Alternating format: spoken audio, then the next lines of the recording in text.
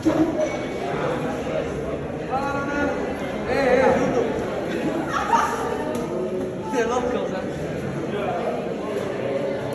nosaltres som la Ilan, la Camila, la Laia i jo la Maria.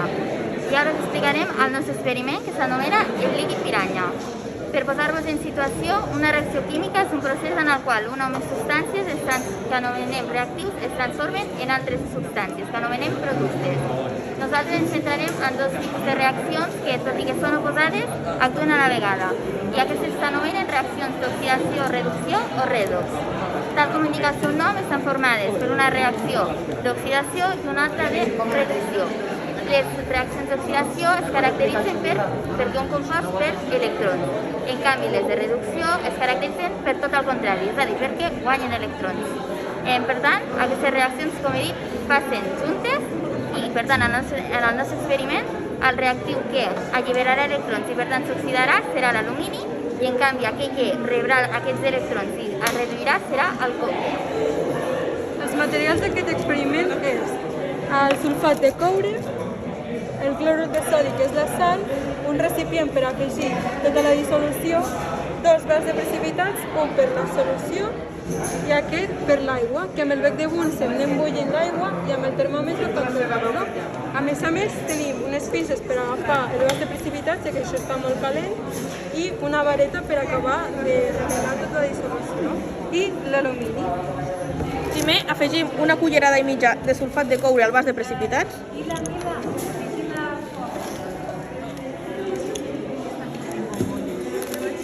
Després afegim 2 cullerades de sal.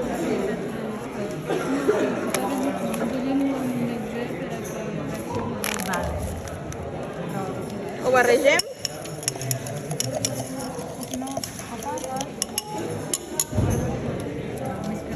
Ara afegirem uns 250 mil·lilitres d'aigua a uns 70 graus per afavorir la dissolució.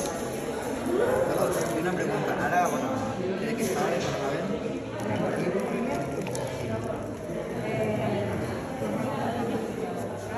Ara, amb la vareta, remenem.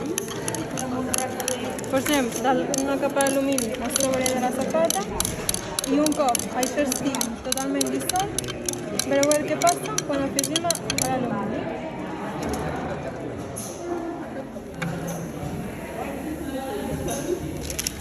Com podeu veure, als segons es forma una capa groguenca sobre de l'alumini i això vol dir dues coses, que el coure s'està reduint i l'alumini s'està oxidant.